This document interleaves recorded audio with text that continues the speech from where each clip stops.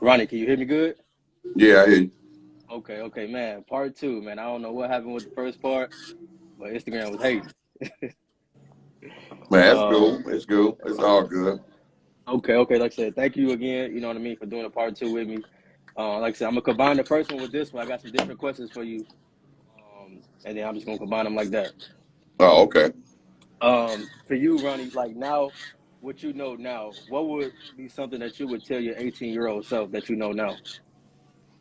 Well, a lot of things is just, I mean, it's kind of hard to say, but for me is, focusing on the task at hand, the obstacles that as when you're a young kid, you really don't really know there's going to be as many obstacles as it is as you, especially you growing up. But, if what I can tell kids now, and I would tell my younger self is just, continue to focus, regardless of what the obstacles is. You got to continue to have that strong mindset and be determined. At the end of the Yeah, day, for every human being in life is to be successful in whatever it is you do. And it takes focus, but not just successful financially, from a mental standpoint, from touching other people, from making a difference. It's a lot of things that go into being successful. Um, and those lot of things I learned over the course of life through a lot of different obstacles, which I was able to get back for a lot of the youth, a lot of kids that I work with, adults and friends that I give mentorship with, and I'm there for. So, that's one of the things where it's always tricky, but it can also turn out to be bad if you don't learn or you don't, and, start to see those different things that can shape who you are. yeah, Some people continue to go down that path when they deal with adversity. Some people don't know how to, take on that adversity and turn it into a positive and learn from it. And that's a tricky thing in life. absolutely. I know, like a part of life, we all go through something, that we have to overcome. When you went through your situation, like how did you bounce back from that? How long did it take you to really mentally like, okay, I gotta, do what I gotta do to get back to that level? Well, for me, it was like, embracing and taking advantage of the opportunities that was still given to you Yeah, and understanding, like, listen, you know, if we thought everything in life would become easy and we, won't be consequences for a lot of different things, then we all would be, the world would be in a much worse place. But then learning from some of the things that give back to change other kids' lives, and they can learn from dealing with seeing people when they will still be successful through adversity. It helps the next generation or your yeah, family or your kids or whoever. As for me, I think that was one of the biggest things that drove me to be able to just not turn my life as in adversity into positives and do a lot of great things, but for others that I absolutely, came encounter with. absolutely. When you went through that and you kind of, worked to come back and overcome that. You declared for the CBA draft. How was that whole experience for you? And playing overseas, playing pro ball.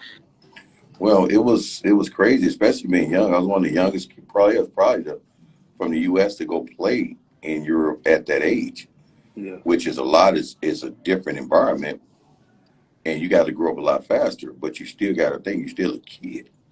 yeah, Everything changes right in the blink of an eye, and some people can't handle that. For me, I was able to adopt and adjust and still learn on the fly. yeah, And then, having the name and the brand I built, it traveled all over the world wherever I went, which also helped absolutely, me and embraced the impact that I made in basketball, which was profound to be able to still have the same love I have in the U.S. to have in other parts of the world when you enter. absolutely, So it kind of still lifted me a lot to be excited to play and to do something that I was blessed with. absolutely. How did you adjust to the life, of pro ball being across the water? It's totally different than what we used to. Well, the adjustment was easy from a mental standpoint. Hmm. knowing something you love to do and you just go out there and do it.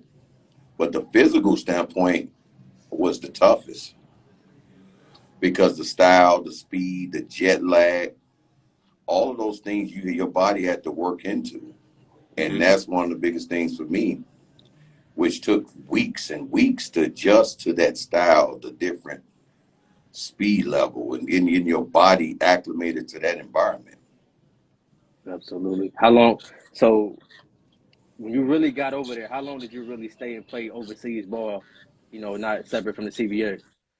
Well, I played so crazy. I played over 17 years Mm. back and forth. As soon as I finished, teams was already clamoring for me to play in parts of the world, and I was like, I need to go home for at least a week.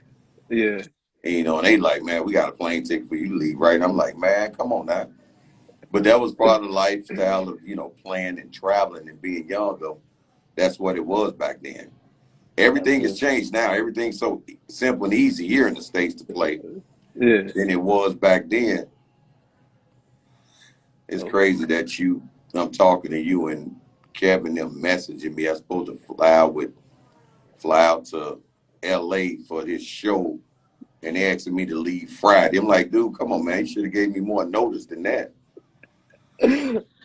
man, I had just seen I don't know what I was watching, but I just seen that they have your picture in the Farragut basketball gym. Just talk about how much that meant to you to really realize how much you mean to everybody, not just in Chicago, but across the world. Well, that picture was for me when like,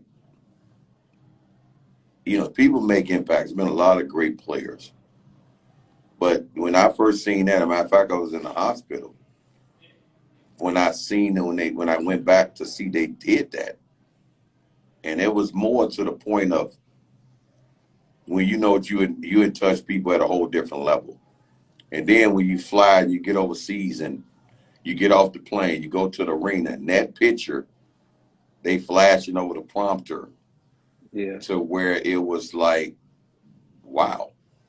yeah, But those things right there, the love from the fans, the people, my family, that continued to drive me to continue to push myself and play.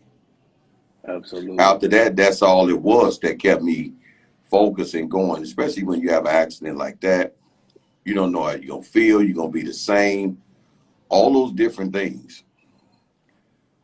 But like I Absolutely. said, from my family, my daughter, my brothers, sisters, nephews, all those, people and fans and friends, that drove me to continue to push myself to take advantage of a gift that I was given. Absolutely. I know due to your accident, you weren't able to be a part of what was it, the All American game Yeah, the where you got McDonald's to game, be that's where with they Kobe was and finna, AI. yeah, Yeah. that's the one that hurt me because that was the one that, deciding between me and Kobe, the two best players in the country. And that was the game where they separated us on separate teams. Oh, so you gonna go head to head with So Kobe. they were setting it up for us to go head to head. Man, So something that could happen, may rest in peace, man. I mean, glad to, even be in that class, our class of ball players, man. People just don't know the group we had. A list of guys that, people didn't really know about was in that class. Rip Hamilton, mm. Steven Jackson, Mike Bibby. Collinson twin, Mike Bibby. Of course, he was on the plaque because only 6 of those plaques was made. And it was me, Mike Bibby, Kobe, Tim Thomas, Jermaine O'Neal. Yeah, and that was the group. That was the top 5 in the USA today. Man, crazy That we class, crazy listen, class. and we had Corey Benjamin, Shaheem Holloway. A lot of guys was in that class that people don't know about. Yeah, And then we I mean, so happy to see our brother Shaheem yeah, do what he did this year with St. Peter's, and now he's back at his alma mater, Seton Hall coaching. We, for our class, a lot of those guys we great. It's good to see a lot of the guys that's in the basketball realm, that's coaching, that's teaching. So for us as players, our goal is to continue to drive all players and teach them from our group in times of those times of because I mean, like I said, to be able to have the impact we had around the world, and do what we did, it shows. Because when we look at basketball today, even when LeBron burst on the scene, and a lot of these other players, we look at the different styles of how things change in terms of what we was accustomed to feeling. What was basketball for us was a physical style. If you wasn't getting beat up or nothing like that, it wasn't basketball. And to see like all the things that we had to adjust to now that these kids, they have more access to get better, more training, more sports medicine, more data to go on to become the players they need to play. And that's the biggest thing, is trying to get these kids to understand how hard we have to work and fight to continue that same mindset, to understand like that's the work it takes to succeed. Absolutely. We trying to reach out to this generation. Absolutely. This question right here for you is probably my favorite one to ask, especially just being from Chicago. If you could create an all-time five for Chicago, who would you take on your team? Oh my goodness, you definitely put me on the spot right there. But Okay, well, man, give me four because I know you're gonna put yourself. Just give me four more. I mean, that got to be all just born and raised Chicago. Chicago, yep. Oh man, woo, that's tough. And it's the crazy part about it is, I'm gonna put Jamie on there, Jamie Brandon, because that's a talent before his time, of people didn't realize it was a 6'4" point guard. Of course, Ben Wilson. Of course, that's without saying. Um, man, who else I would put on there? I had when I had Lib on, I think Lib said like Zeke, Ben Wilson. Yeah, Um, it's so many great players. You can even go, like Isaiah from here, Mark McGuire. I mean, man, yep, so many guys. And that's one of the things, is so many guys in that five. And this is the thing: Tim Hardaway, yep. D Rose, D D Wade, Wade, AD. AD whenever he healthy, get healthy. And this is the thing I'm gonna tell people: the one thing that I'm looking to change, and I'm hoping to change, is all the great players, regardless of that, and came through this city and state, is to acknowledge one another for their greatness in different eras on what they did and different impacts. Because everybody had moments that was polarizing to crowds and fans and people that watched them. To understand, here, that's something to be proud of from that standpoint of being from Chicago, is what it's taught us, the Yeah, talent, the battles, the West Side, South Side, and guys just like pulling for one another, but making each other better along the way, and just giving respect to every era for what everybody accomplished throughout their journey. Is here in Chicago, so we had a lot of great ones. That's why it's hard to always pick a top five.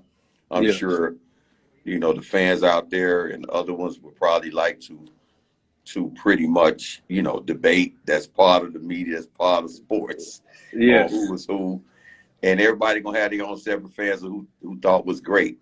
absolutely. But for me, like I said, all these guys, and even some of the guys that a lot of people never heard of, that I thought was amazing, Yeah, that people just didn't get a chance to see and get that notoriety on the broad stage, and it's quite a few of them.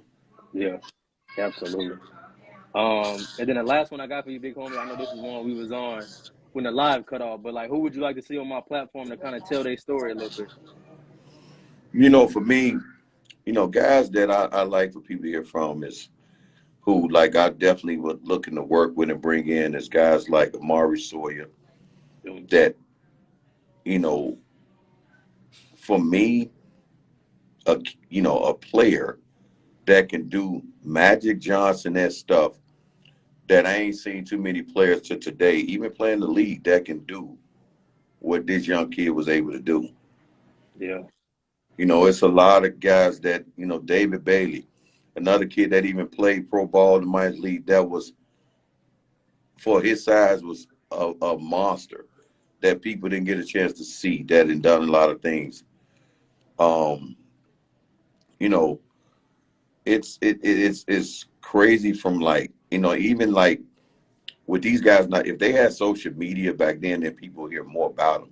Oh For yeah. me, it was just the news and the sports, and just because of how high I was ranked and what I accomplished. But these guys were some hell of a players. We, like, have some great people. And then I can't, forget our boy Jawan out of Michigan. I can't forget him, for what he's doing, for what he and built, and then coming back recruiting Chicago players as well. Like I say, the Absolutely. list goes on,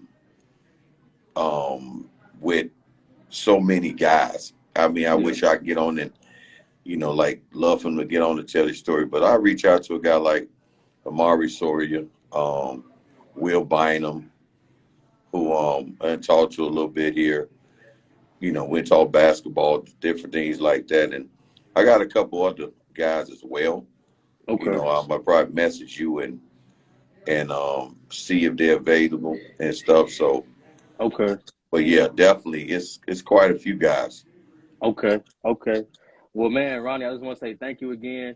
Shout out to my guy London for really helping me do Oh this. yeah, that's another guy that I'm gonna bring into the fold, and he got some things he want to get going that I want to help him start establishing, get him going as well. Any guys that's basketball guys and want to be part of building their own brand or building their own program or being a part of my program, I'm, we bringing them all in to, like, start to reestablish these guys' brand and their names through Absolutely. teaching and coaching a lot of the young youth, especially in my Ronnie Fields Elite basketball program. Absolutely. Okay. Okay. Like I said, Ron, I just want to say thank you again a lot for doing this. I know you're busy, so for you to even take time out, I appreciate it. Um, Thank you again, man. You a legend. You an icon of Chicago, not just in Chicago, but across the world. But I just want to say thank you again. I really appreciate it. No problem, man. Thanks for having me on, man. Take care. All right, no Love. problem. See you later. All right.